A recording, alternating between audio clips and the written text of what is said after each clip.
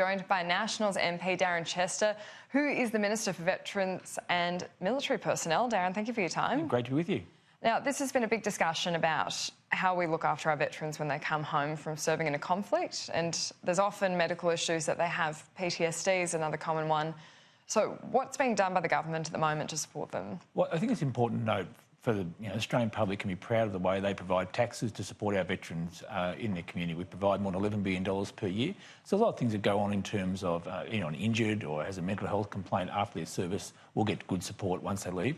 One of the things that's actually occurring right now, which I think is quite innovative and it's come about through our conversation with the ex-service community, is the establishment of 6 new Wellbeing Centres across the nation. It's something that we promised in the election campaign. And now my job, obviously, as Minister in this term of government, is to get them built, get them done, and work with the ex-service community on making sure those new centres are providing the services they want when they need them.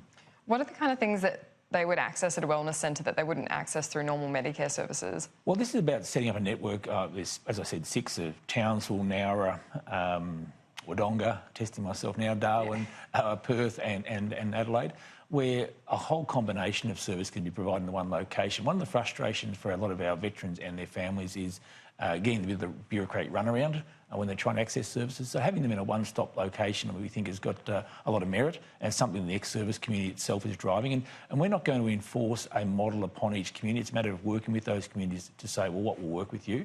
Townsville's very well advanced. Townsville has, through the local member Philip Thompson, been working quite strongly to develop their own centre. Western Australia is also well advanced. The West Australian RSL has a project underway right now and we're supporting their existing project. The other sites are a little bit further to go in terms of deciding what they actually want in those locations.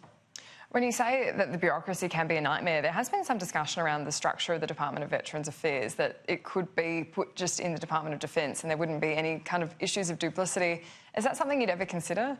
It was looked at in the most recent Productivity Commission report and it was rejected as part of that report. And the veteran community itself wasn't very keen on that idea. They'd like to have their standalone department. And we recognise that there's a lot of work still required in terms of the reform of Department of Veterans Affairs. And there's been in the order of about $500 million allocated over the last 3 years to transform that department. It's primarily around digitising records. We've got kilometres and kilometres of paper records. Getting them onto digitised format means decisions can be made quicker, means veterans get their entitlements much more readily and they can be properly assessed. So we have seen some real breakthroughs in terms of improving the accessibility of DVA to our veterans. We recognise there's more work to be done, but we think we're heading in the right direction with it. And when we look at some of the issues affecting people in the regions, as a Nationals MP, I know you're quite concerned about drought. Labor's saying that this is becoming an issue where they want a war cabinet. Joel Fitzgibbon said that just a short time ago. Do you think that would be a helpful initiative? Well, there's a whole of government response underway right now. I mean, Cabinet is looking at these drought issues every week. I mean, what people in regional areas understand, and perhaps some in the metropolitan areas don't quite understand, is droughts are a decision-making time. There's a lot of decisions get made. So an individual farmer will decide, well, it's drying off, when do I move my stock off? It's drying off, what do I do about drying in fodder? A lot of decisions get made. Governments similarly have to make decisions regularly when it comes to drought. As a drought progresses, you need to make more decisions and you might have to provide more assistance in the future. So it's not a set and forget policy area. And, obviously I live in a regional area and I find of all the natural disasters, drought to be the most insidious one of all because it sort of ekes away at your hope on a daily basis. Another sunny day, another dry day, another hot wind, the paddocks dry out, makes it tougher for the farming family. So we've got to make sure we're there providing support in the here and now, but also the long-term hope. And the long-term hope is about improving water security, whether it's dam funding or, in fact, infrastructure funding to look at the irrigation channels, piping those and that type of thing. So it's not just about dams, it's also about other irrigation infrastructure which can make a real difference. But just on that idea of a war cabinet, Labor's obviously feeling left out of the decision-making process, and this is a bipartisan issue. Everyone acknowledges it, so why not have a war cabinet? Well, the point I'm making is the cabinet of the day, the government elected to represent Australians in this place, is making decisions every day on this issue. And if you look at the electoral map, of Australia and look at where the drought-affected areas are, they're all in National Party or Liberal Party seats because we tend to represent the vast areas of regional Australia. So when you look at the drought-impacted parts of Australia, it's my local members, my colleagues who are out there every day talking to farmers in their community, talking to small business owners, talking to the doctors and the support services that are available in those communities and making sure we're responding to the drought appropriately in all those communities. No one's pretending it's not tough out there. It is bloody tough out there in parts of central Queensland and western New South Wales and right through South Australia. and parts of Victoria, my own electorate of Gippsland, we've been in drought for a few years now, but we've actually had a bit of rain lately, so we're in a bit better shape than they are.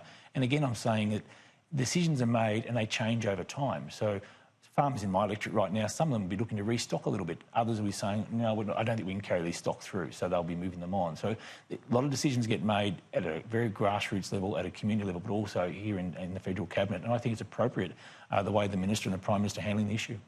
I guess the other part of Joel Fitzgibbon's argument was that a war cabinet would acknowledge that it's a drought crisis. Do you agree that it's a drought crisis? Well, droughts are a huge disaster, huge impacts on people, individual families, communities, regions. I mean, this has been going on for years. I mean, it's not suddenly, no one on my side of the chamber has suddenly woken up and realised there's a drought out there. We've been dealing with this for several years now, and as it's got worse, as each, as a season has failed, more decisions have had to be made. So I think there's widespread recognition within the coalition. This has been going on for many years now.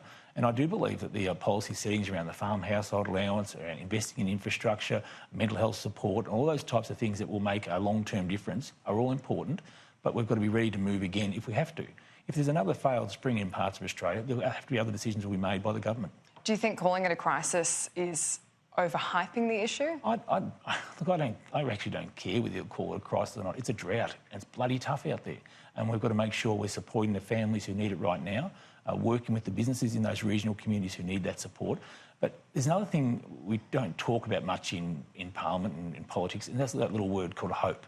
People need to know there's hope for the future. There's a way through this, that they can work their way through the current situation and come out the other side, just as previous generations have been able to do. We are a country that is exposed to these crippling droughts from time to time, and we need to be making sure that we're supporting those regional communities through that process and giving them hope for the future, that their kids or their grandkids can take over that property.